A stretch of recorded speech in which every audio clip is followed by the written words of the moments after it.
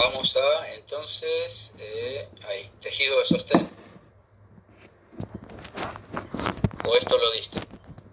No, tejido de sostén no. No, lo mencionaste, pero Sí. ahí está, lo mencionaste como un resultado, como una parte de lo otro. Bueno, comenzamos. Otro grupo de tejidos es el que denominamos de sostén. Van a ver que tejidos de sostén encontramos básicamente dos grupos y empezamos con uno de ellos, el llamado colénquima, que lo llamamos también tejido de sostén vivo. Colénquima viene del griego cola, que significa goma, y énquima en general nos remite a tejido. Los distintos tejidos los vamos a llamar mayormente terminados en énquima, con un prefijo que alude a su característica. De ambos vamos a ver una serie de atributos de estos tejidos, como son la función. Definimos que la función del colénquima va a ser de sostén y a la vez mantener flexibilidad. Va a estar formado por células vivas que están originadas por el meristema fundamental, es decir, por los meristemas que estuvieron viendo en la parte anterior. Este es un tejido característico de plantas con crecimiento primario y que está ausente en monocotiledóneas, es decir, está presente en dicotiledóneas. Veamos acá en esta primera imagen donde se nos puede presentar un tejido de colénquima, por ejemplo, en un tallo de dicotiledóneas, donde por fuera tenemos esa primera capa de protección, que luego la vamos a ver, que es la epidermis, y por dentro un tejido de células parenquimáticas, que es el tejido fundamental. Bueno, el colénquima lo encontramos por debajo de la epidermis, dando como resistencia. Noten que más allá de que ustedes ven alguna diferencia entre las células de tamaño, agudicen la vista porque hay algo que en el colénquima está haciendo la distinción. Fíjense, esto negro que hay entre célula y célula no es tan pronunciado ni en la epidermis ni en el parénquima, sino que todo esto negro que ven es que las paredes de esas células del colénquima están engrosadas. Sin embargo, siguen siendo pared engrosada pero primaria, lo cual ustedes saben, como vieron la semana pasada, esto le permite flexibilidad.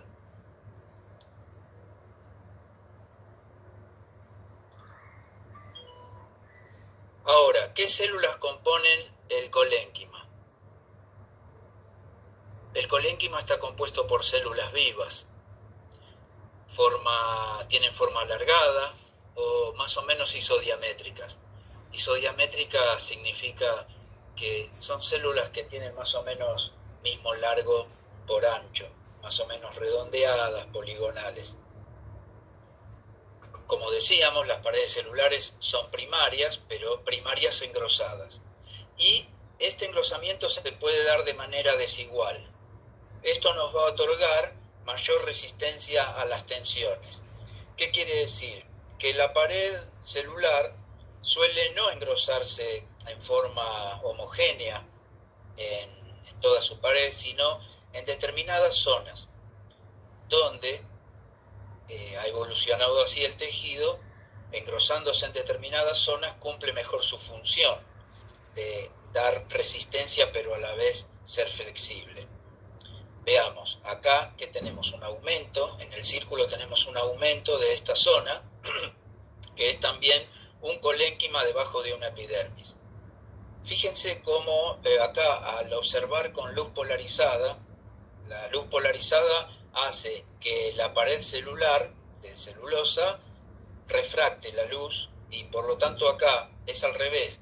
Estamos viendo la célula oscura y la pared la estamos viendo blanca porque la luz polarizada, que es un tipo de luz especial, le da esa característica.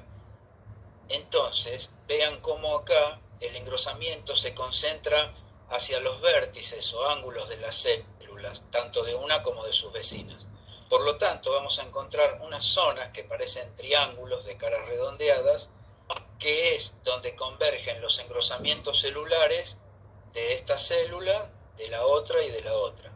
Esta característica hace que le da resistencia, pero al tener las caras con pared fina, también les da la posibilidad de retorcerse.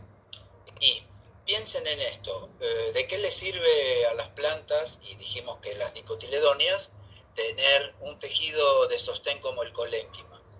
Pues hay muchas plantas que en su etapa primaria, como dijimos, suelen mantenerse en un estado vegetativo, es decir, tallos tiernos.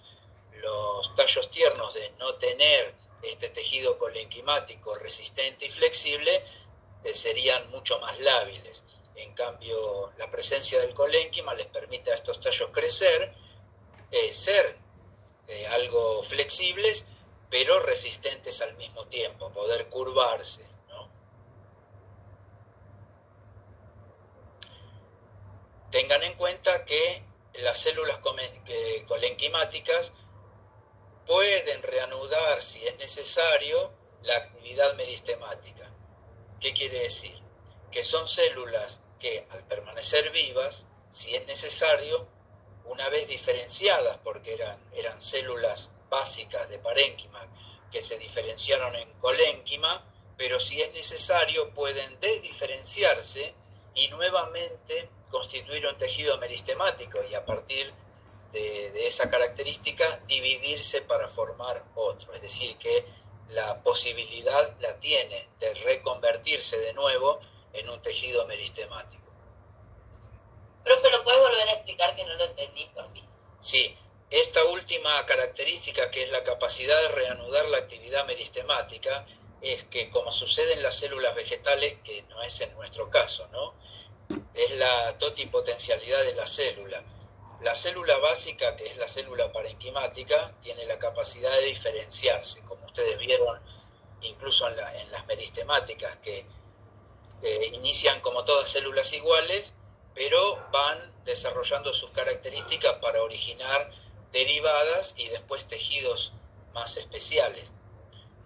Una vez que las parenquimáticas han desarrollado colénquima, es decir, que han ido hacia el sentido de diferenciarse y especializarse en una función, no obstante, si es necesario en algún lugar reanudar la actividad meristemática, lo pueden hacer. ¿Y por qué? ¿Cuál sería un ejemplo de esto? Supónganse que una ramita de una planta se rompe y entonces el colénquima tiene la capacidad de empezar tiene un estímulo en esa zona, un estímulo hormonal, que se desdiferencia, deja de ser colénquima y tiene la posibilidad de reanudar una actividad de división celular para formar, por ejemplo, una yemita, es decir, una estructura que le va a permitir brotar. Esto, ustedes lo saben, es lo que sucede cuando un tallo se corta en una planta, es muy posible que pueda brotar. Así que eso es la capacidad de reanudar la actividad meristemática. Se puede, una vez diferenciada, puede retroceder y desdiferenciarse para formar otro tejido. ¿Se entiende? Sí, ahí lo entendí, muchas gracias. Bien. Ahora, entonces, vamos a recapitular. Primero vimos las definiciones. Luego, ¿qué tipos de células tiene? Como siempre, tenemos variantes en la botánica y estudiamos esas variantes, o conocemos las variantes o los tipos para poder estudiarlos y reconocer en las distintas plantas. Básicamente el colénquima lo vamos a dividir en tres clases o tipos principales. Uno es el que tenemos acá en la izquierda, que es el colénquima llamado tangencial o también laminar o en placa. Tiene varias acepciones, serían 4 maneras. A nosotros nos gusta más a llamarlo laminar o tangencial. ¿Qué quiere decir? Fíjense qué paredes de las células aquí están engrosadas, no todas por igual. vamos a entender que acá es el exterior, pues esto puede ser un tallo, ¿no? Es el exterior y por lo tanto tenemos una capa de epidermis y luego viene el colénquima. Las paredes que están engrosadas son más bien estas, las que son paralelas al exterior, ¿no? Estas son las que están, las tangenciales. Estas son las tangenciales. Distintos son las paredes radiales, que son estas. Fíjense que el mayor engrosamiento está en las tangenciales. Esto le da a este tipo de colénquima resistencia también, pero a la vez flexibilidad. Ustedes piensen que lograr la misma resistencia, pero con menos material, también es un ahorro de energía, porque las paredes entonces se engrosan solo en aquellos lugares que le van a permitir cumplir mejor el cometido, es decir, dar resistencia a la estructura, que un tallo no se doble y que a la vez sea flexible. Ahora vamos al del medio. Este es el llamado colénquima angular. Creo que es el más notorio en cuanto a reconocer los tipos de colénquima. Nuevamente, tenemos acá una capa exterior de epidermis, eso por ahora no nos interesa. Nos interesa acá, este es el colénquima y es del tipo angular. Está llevado ya a un grado mayor que el anterior, porque acá ni siquiera se engrosan todas las paredes tangenciales ni las radiales, sino, como vimos en el primer caso, solo va a haber un depósito de pared primaria engrosada en los ángulos de las células. Vean, acá tenemos la confluencia de tres células en este punto, de esta y de esta. Este es el ángulo. La cara es esta. Fíjense que entre célula y célula, en su mitad no está engrosada. Solo se deposita celulosa de pared primaria en los ángulos. Esto nos da como resultado en la sumatoria ver como unos glóbulos o unos glomérulos acá de engrosamiento, pero entre ellos la pared sigue fina. Este es un tipo de colénquima aún más flexible que le otorga resistencia porque todo este engrosamiento de pared, uno acá lo ve en plano, pero imagínenselo en la longitud, son como cordones de pared engrosada, pero sin embargo no está engrosada en los lados de las paredes. Por lo tanto es como un tejido que se puede retorcer bien.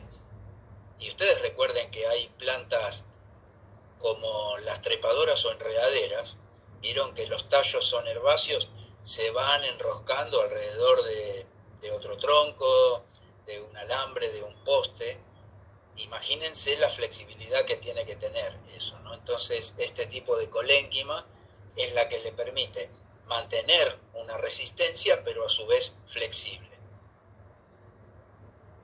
Finalmente tenemos un caso un poco más especializado y extremo, que es el colénquima lagunar o lacunar, que vendría a ser como un caso combinado de los anteriores, donde tenemos un gran engrosamiento de todas las paredes, pero en la unión de célula y célula encontramos huecos. ¿Ven? Por ejemplo, encontramos huecos, pequeñas lagunas, ahí que están señaladas con pequeñas lagunas, que esto entonces también le da resistencia, pero flexibilidad. Imagínense el cartón común de cajas, el cartón corrugado, ¿no? Ustedes saben cómo está compuesto. El cartón es una capa de papel superior, una inferior, y entre las dos, ¿qué hay? Un cartón corrugado. El que hace así, ¿no? Por eso se llama corrugado. Entonces, ustedes pensarían, ¿y por qué no es un cartón totalmente macizo? ¿No sería más fuerte? Sin embargo, es así. Es otra hoja de papel que está corrugada, toca el de arriba, toca el de abajo, toca el de arriba, toca el de abajo. Eso para que sea más flexible, ¿no? Claro, porque es resistente pero a la vez es flexible. ¿Qué sucede? El estudio de la resistencia, de la física de esa estructura, permite saber que es resistente igual que si fuera macizo, pero con menos peso. Por eso el cartón es liviano. Es decir, que esto la naturaleza lo sabe por evolución y lo ha hecho antes que nosotros. ¿Se dan cuenta?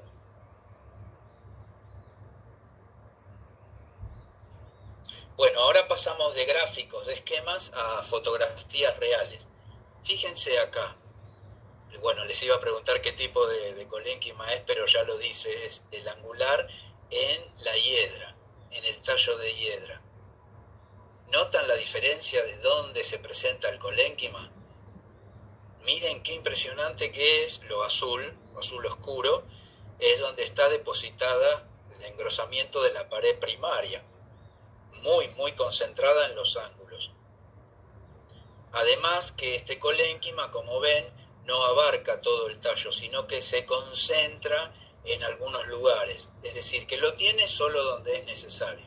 Bueno, la hiedra, recuerden, es una planta trepadora, es una enredadera que necesita sus tallos tener esa resistencia para no doblarse y caerse, pero a su vez tiene que tener flexibilidad porque en el proceso de ir trepando se puede encontrar con ángulos, con imposiciones que entonces tiene que tener flexibilidad y no tiene que ser algo rígido. Así que ha logrado una evolución con un colénquima notoriamente angular. Fíjense qué parejos acá los engrosamientos. ¿Se entendió este? Recuerden, son células vivas, ¿eh?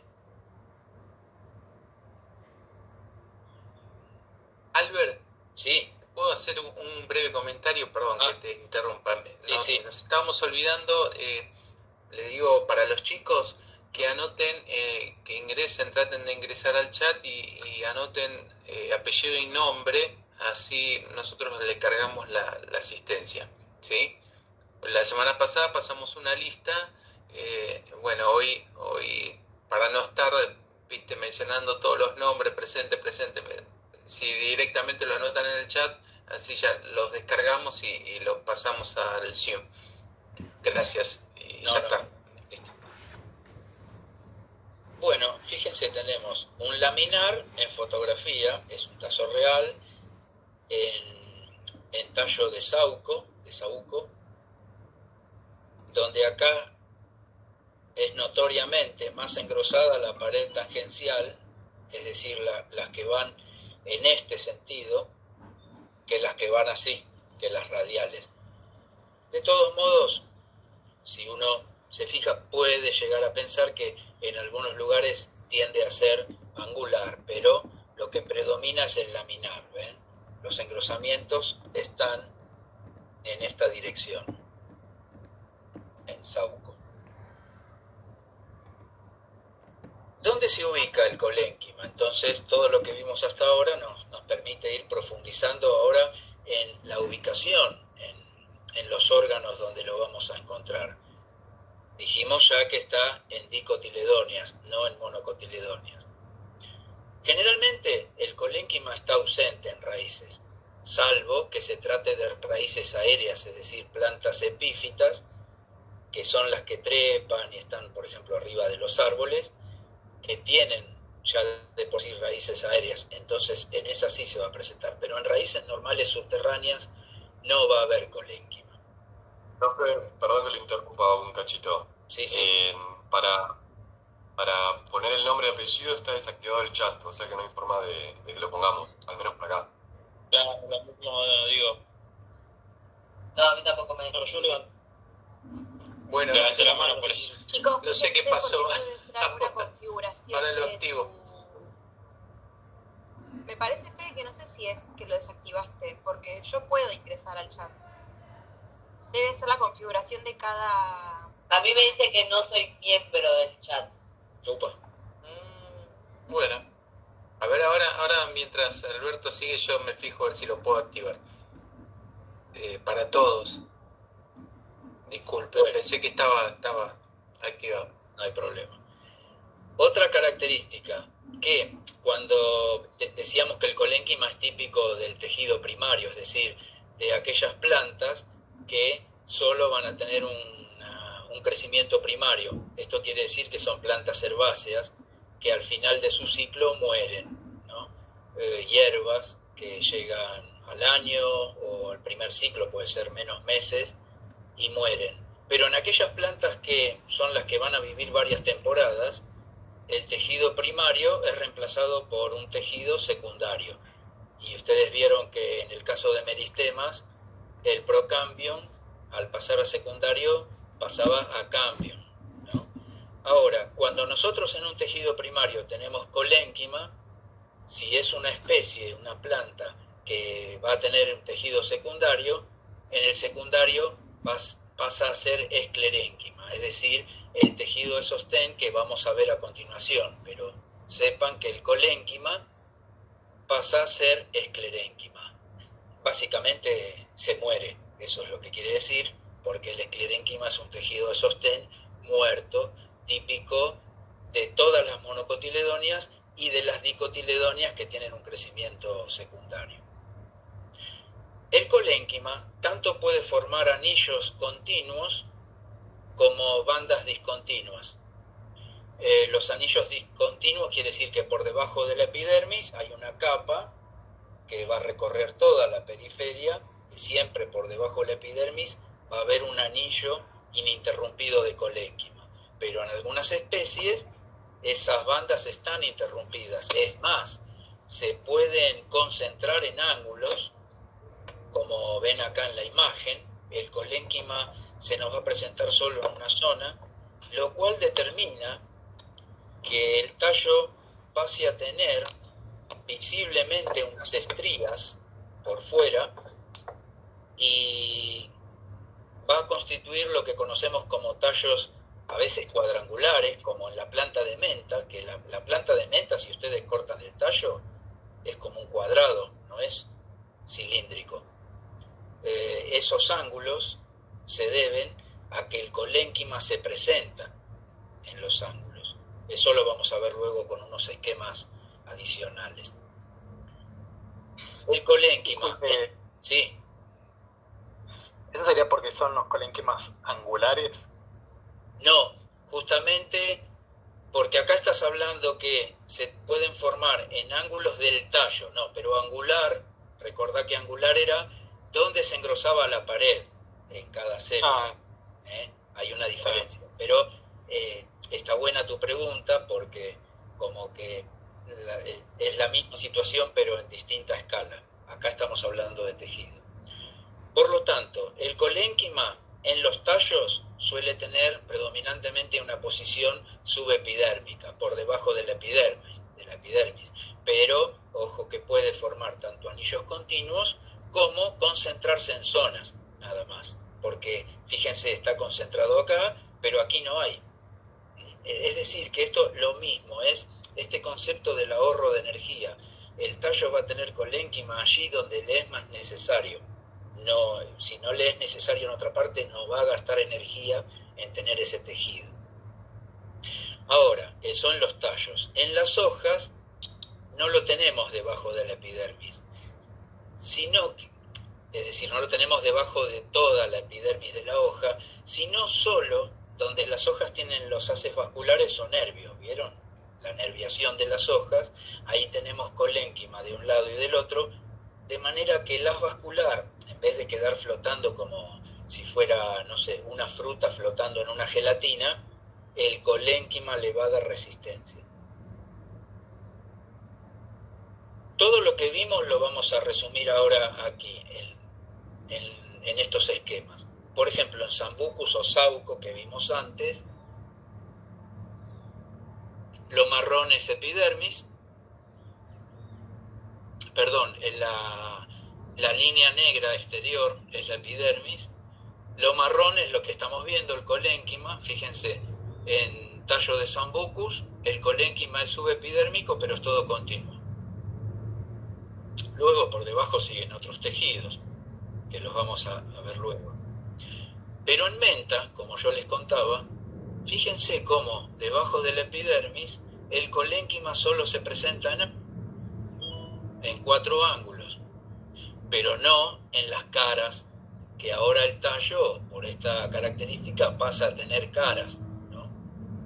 Esto, como ven, le da un aspecto más o menos cuadrangular con caras curvas. Pero es más, en la menta los haces vasculares tienden a concentrarse donde hay colénquima, porque ahí están más protegidos, porque el colénquima, al ser un tejido más duro que el resto, como que también le da protección para evitar su rotura. Piensen que si este haz vascular, que es un tejido delicado porque es el que conduce la savia, ¿no? Si estuviera acá, el tallo, al ser retorcido, sufriría, pero en cambio, al estar por debajo del colénquima, ese sistema vascular siempre está protegido, porque tiene como una especie de escudo de protección por fuera de él. Y después tenemos casos extremos como el pecíolo de la hoja de cucurbita, que cucurbitas son los zapallos. Capaz que recuerdan haber visto una planta de zapallo, y la hoja, que tiene una serie de canaletas o estrías alternadas. ¿Ven? Entonces, en la saliente, o mejor dicho, esa saliente es el colénquima, pero al estar alternado tenemos una canaleta, una saliente, una canaleta, una saliente. ¿Ven? Y eso a la hoja le da resistencia, al pecíolo, ¿no? Pero fíjense que además los haces vasculares de ese pecíolo que conduce la alimentación hacia y desde la hoja, justo coincide que está debajo del colénquima, se ubica donde tiene protección. ¿Se entiende? Ahora yo tengo unas plantas de zapallo acá, en un ratito voy a buscar unas hojas para hacer un corte y mostrarles, al menos creo que con la cámara se va a ver. Seguimos. Bueno, vemos qué sucede en tilo, en un tallo de tilo, que este es un tallo, el tilo es un árbol, por lo tanto es una planta de crecimiento secundario, pero cuando el tallo es joven y está en esa transición de pasar de primario a secundario, vamos a encontrar un notorio colénquima de varias capas. Fíjense que debajo de la epidermis el colénquima abarca 1, 2, 3, 4, 5 capas de células, al menos. Todo esto es colénquima. Luego por debajo viene parénquima, que es el tejido fundamental. Así que podemos decir que en el tallo de tilo es de posición subepidérmica continua el colénquima. ¿Qué sucede en alfalfa? Una planta leguminosa de mucha importancia agronómica porque es uno de los principales forrajes. A la alfalfa se le llama la reina de las forrajeras por su valor en la alimentación animal, tanto como forraje fresco en la pastura como forraje seco en fardos o en rollos. Acá tenemos una disposición discontinua, también parecido a lo que veíamos en la menta, pero con otra sección del tallo. La alfalfa tiende a ser también un tallo de 4 caras, y esto se debe a que el colénquima lo tenemos concentrado también en algunos sectores del tallo, pero no en todos. Entonces, justamente donde se concentra el colénquima es donde el tallo va a tener ese ángulo cerrado. Luego, donde no hay colénquima, son las caras más o menos planas o ligeramente curvadas. Ahora bien, nosotros acá, debajo del colénquima hay haces vasculares, pero también los tenemos en las caras.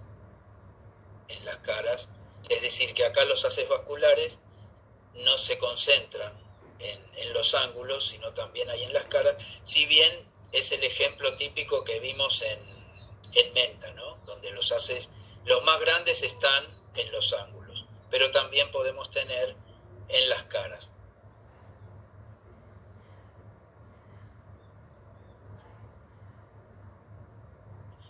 El colénquima en hojas, porque hasta ahora estuvimos viendo tallos. Este es el corte transversal de una hoja. ¿Dónde vamos a encontrar el colénquima?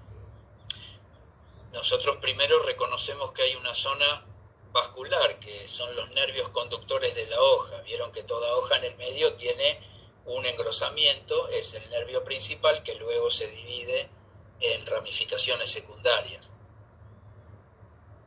En las vascular, este conjunto que es como una media luna o una letra C acostada, está en medio de un tejido parenquimático que es un tejido flojo, incluso que a veces tiene espacios de aire, pero el haz vascular necesita estar fijo para cumplir su función.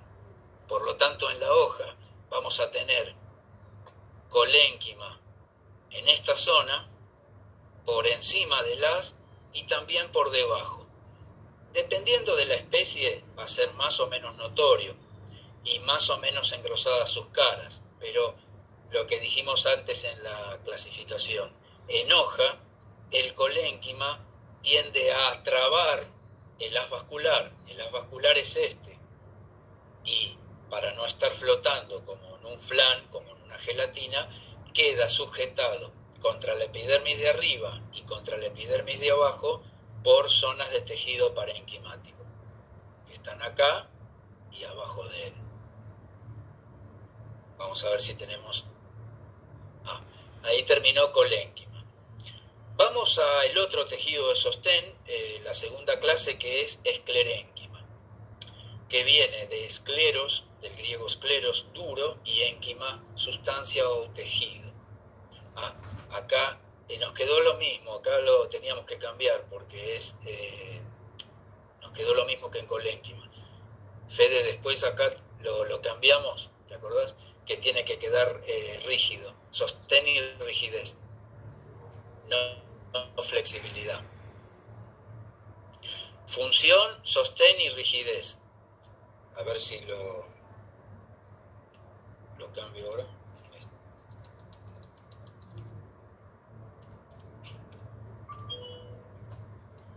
Uy. Ahí está. Ahí está, sostén y rigidez, ya lo arreglé. Está formado por células muertas, que pueden ser que se llegue a estas células muertas del esclerénquima por dos vías.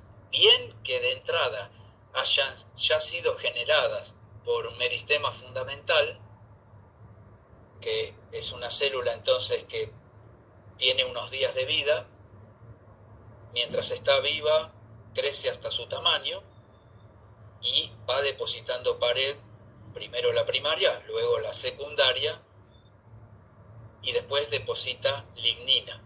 Hasta, ¿se acuerdan la semana pasada? Que hay un momento que es tan gruesa la pared que se complica la vida de la célula porque el citoplasma, a costa de producir pared hacia afuera, se achica él, porque el citoplasma tiene la capacidad de producir pared celular hacia afuera, pero se va achicando. Entonces la célula a la larga muere.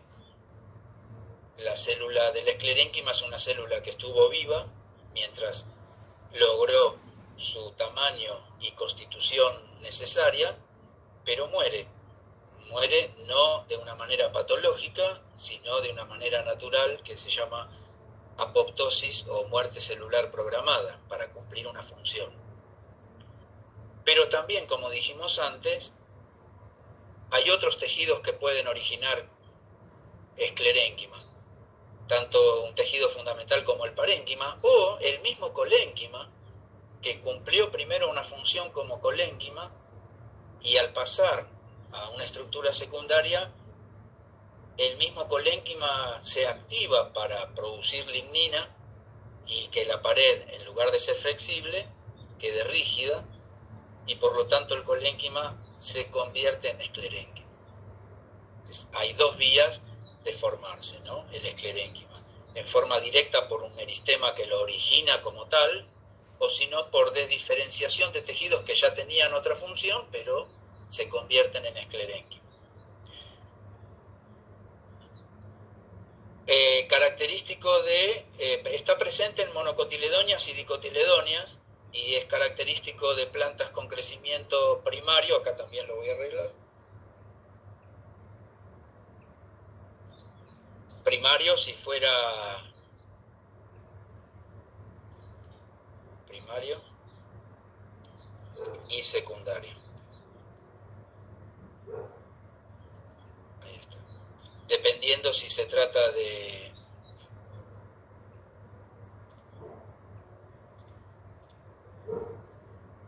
mono o dicotiledonias.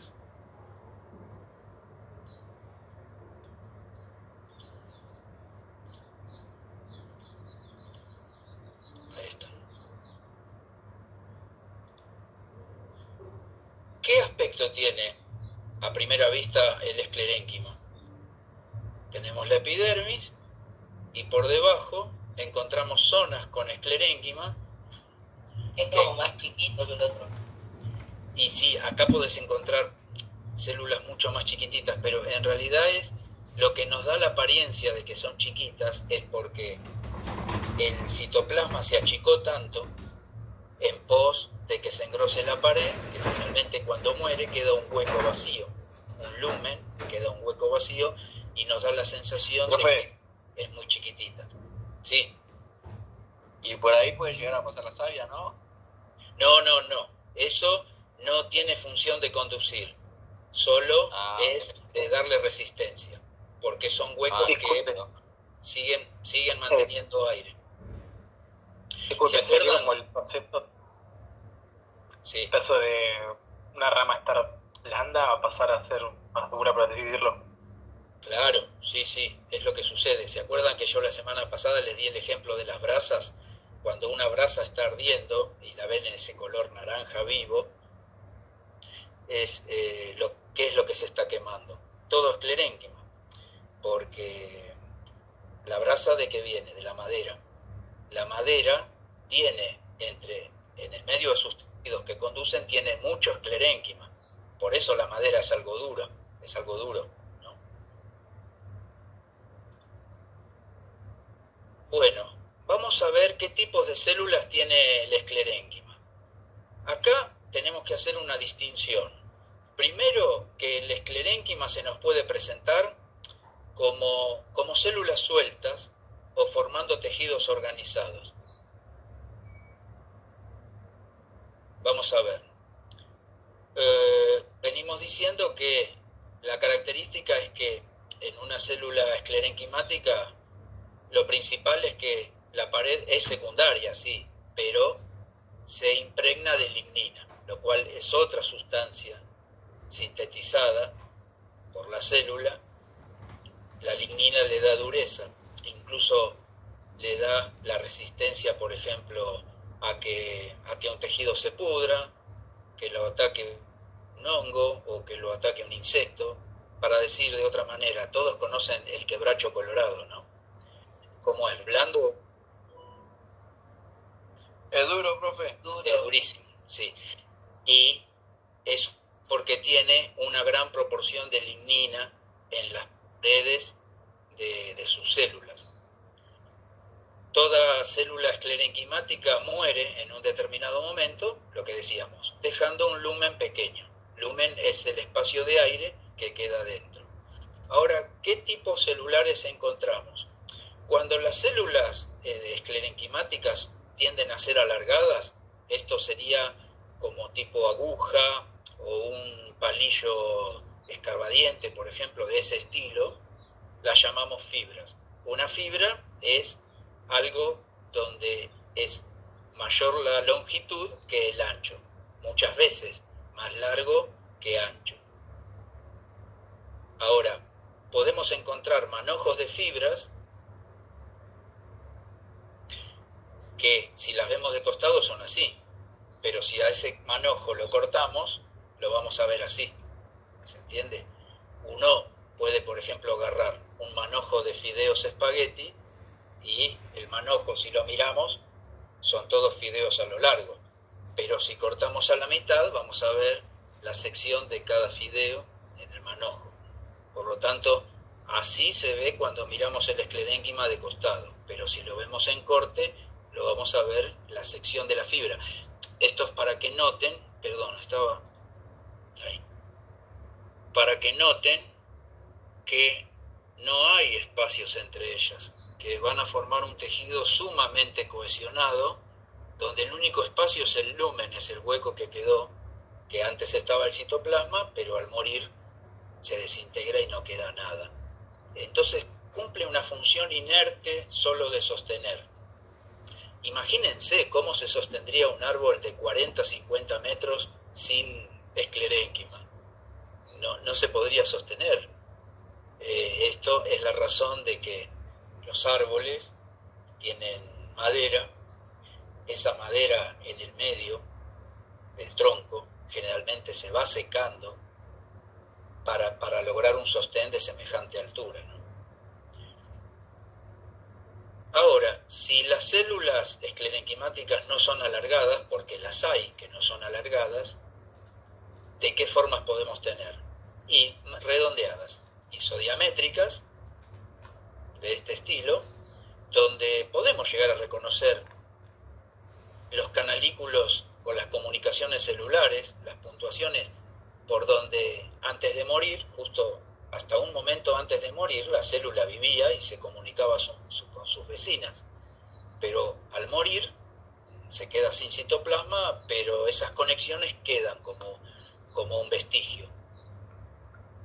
Las esclereidas es como llamamos a estas células esclerenquimáticas que no son fibras, es decir, que no son puramente alargadas. Las tenemos de formas variadas. Como decíamos, son más isodiamétricas que las fibras.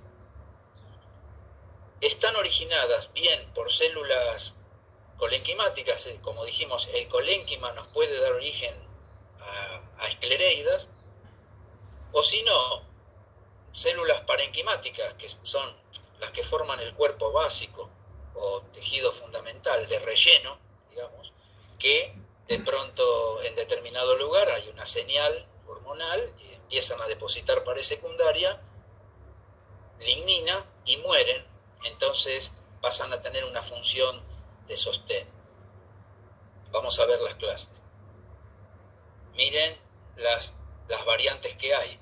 Obvio que en cada especie se especializan, cada especie de planta, para cumplir una función. No hay algo que es porque sí, ¿no? Cada especie va a tener las esclereidas que necesita para cumplir una función. Veamos, braquiesclereidas.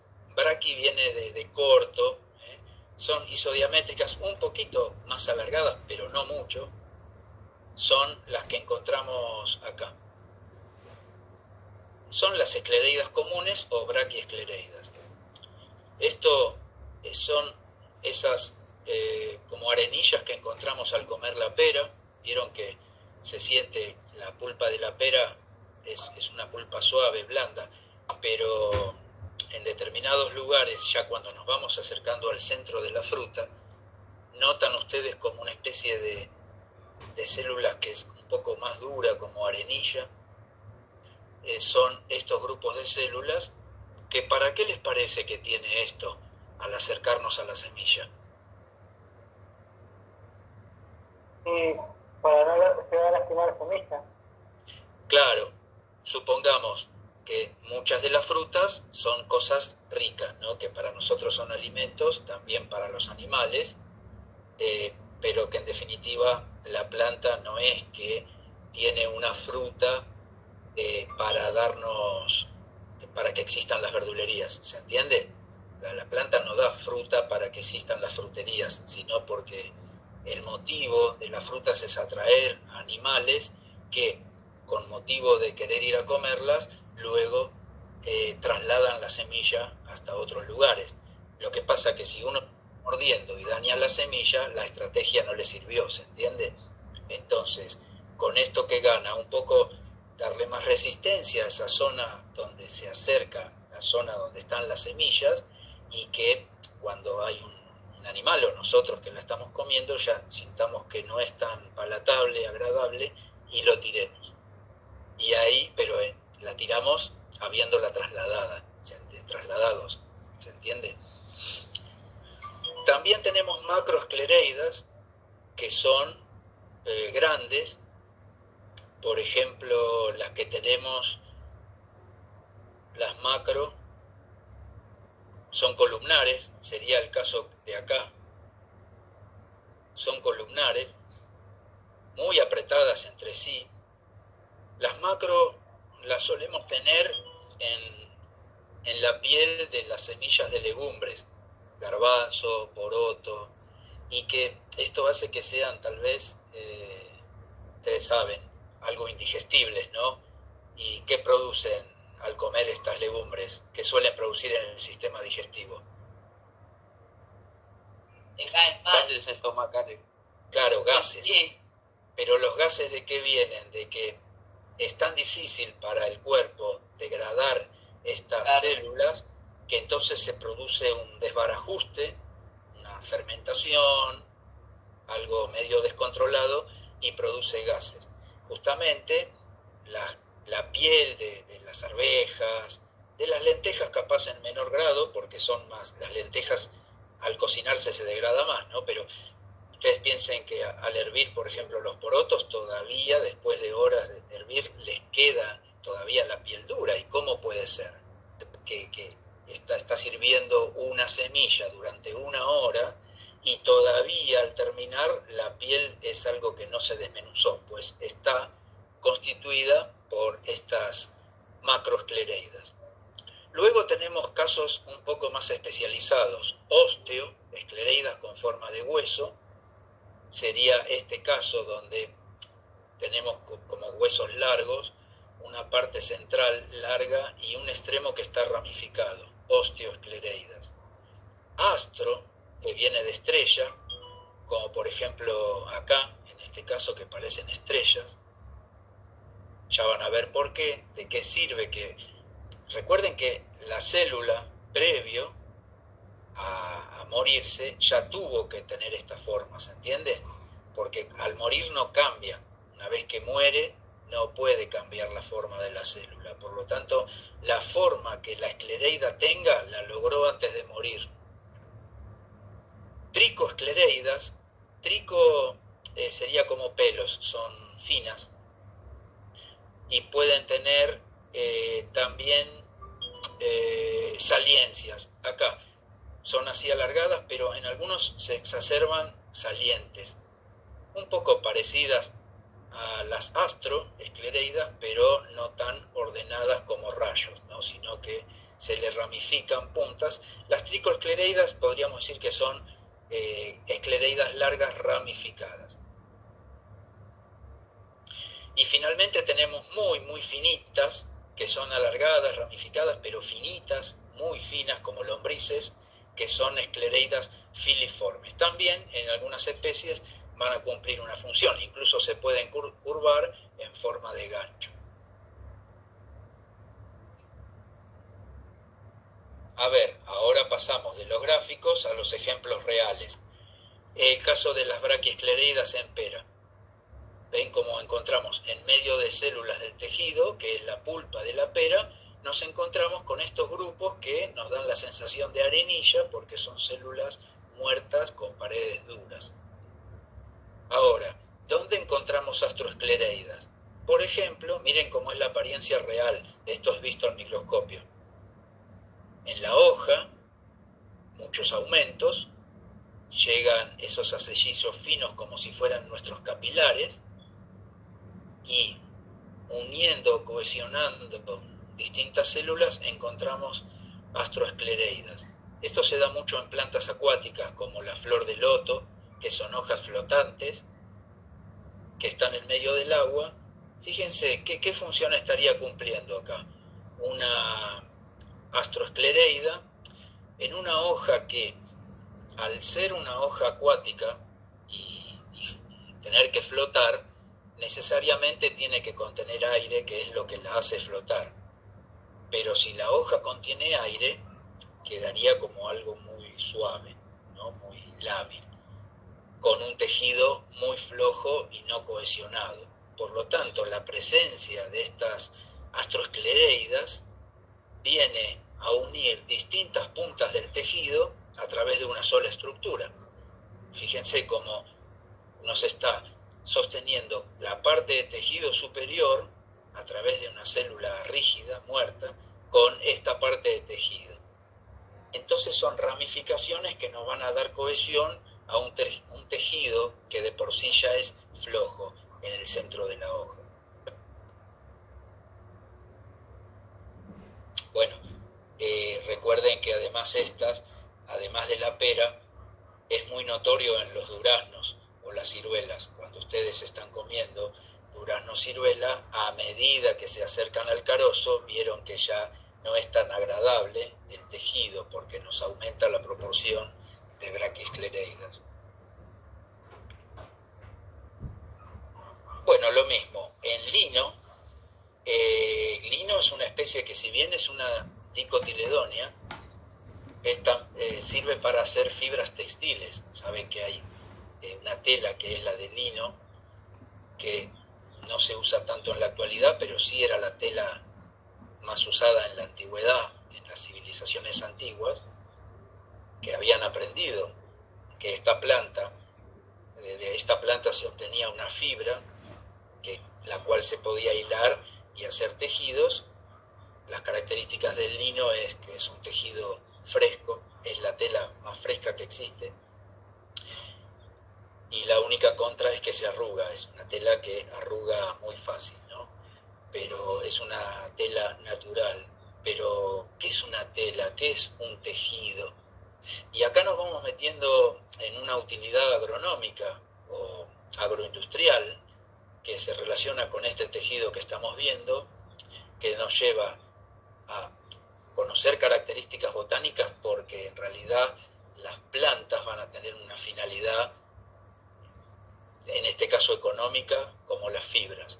Todo lo que sean las fibras naturales textiles, arpillera, fibra de lino, cualquier tipo de soga, todo va a venir de fibras vegetales, cuando hablamos de telas naturales, ¿no? No el algodón, porque el algodón, si bien son fibras que se utilizan para hacer telas, hilo y tela, pero el algodón es un pelo celular. Nunca llegó a ser una fibra en el sentido que estamos viendo. El algodón no son esclerénquima, simplemente son pelos que acompañaban a la semilla. Acá hablamos de fibras que luego de ser procesadas nos van a poder dar sogas, hilos con el cual se producen tejidos. Veamos entonces en el lino, en la parte exterior del tallo del lino, donde está el tejido floema, que es el que conduce la savia elaborada, va a estar acompañado de fibras. Estas son fibras que nos van a constituir tejidos, que después del procesamiento se llama enriado, es quitar de alguna manera química o con microorganismos, todo el tejido suave, se lo consumen y queda el tejido de esclereidas, que no puede ser atacado por los microorganismos. De hecho, ustedes saben cuánto dura una soga. Hay sogas naturales que pueden estar al exterior, pueden estar en el mar, en el agua, años y años, porque la fibra, y justamente por la presencia de lignina, es algo difícilmente atacable por los microorganismos.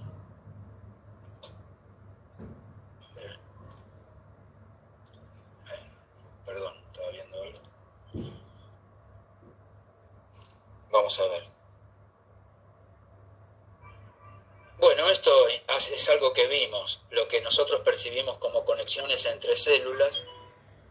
Fíjense, esto es justo esclereidas en el momento previo a morir, donde todavía tenemos algún resto de citoplasma que nos ha quedado, y hasta ese momento ven que se comunicaban una célula con otra, pero algunas ya están muertas, nos quedan vestigios secos de ese citoplasma.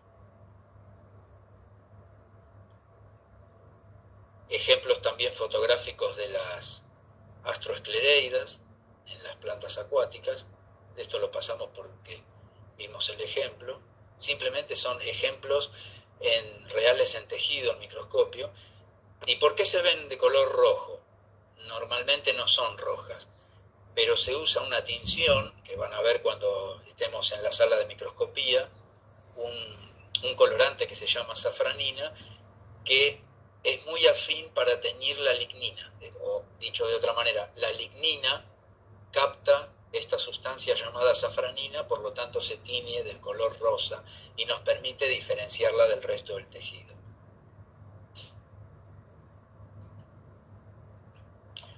¿Dónde se ubican las fibras? Dijimos que cerca de tejidos cercanos a la semilla, pero también podemos encontrar cerca del exterior del tallo, como en el lino, que después van a ser utilizadas para hacer fibras. ¿Ven? Tallo de lino. Son fibras largas.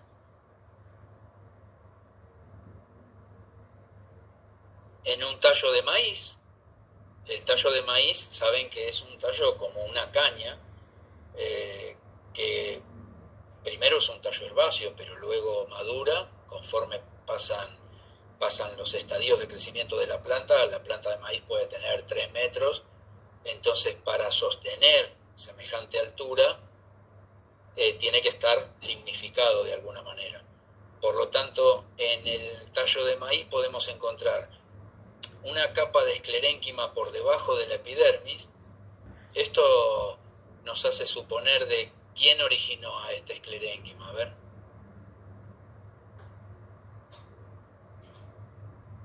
¿Qué tejido pudo haber originado a ¿Una colénquima? Bueno, en realidad estamos en una... No, anulen la pregunta, porque estamos en una monocotiledonia y las monocotiledonias no tienen colénquima. ¿Se acuerdan? Por lo tanto, no fue originado por un colénquima, sino que se originaron directamente por tejido meristemático. Pero es un esclerénquima subepidérmico.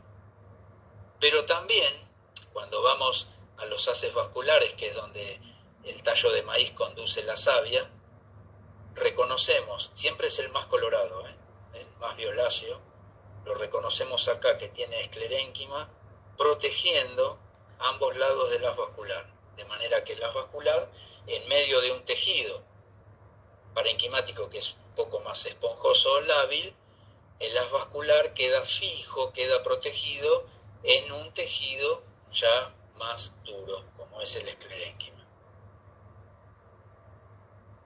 Hago, Sí. Alberto, Sí, un paréntesis chiquitito.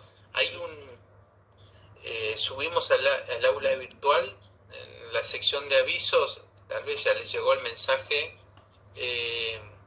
hay un enlace que los lleva a un formulario de Google Form donde tienen que completar su nombre y apellido. Es para la asistencia, ¿sí? Entonces, si ingresan, hacen clic en el enlace y completan nombre y apellido. Así podemos registrar, porque la verdad que no sé, no pude descubrir por qué el chat está bloqueado. Así que eso nada más quería decirles.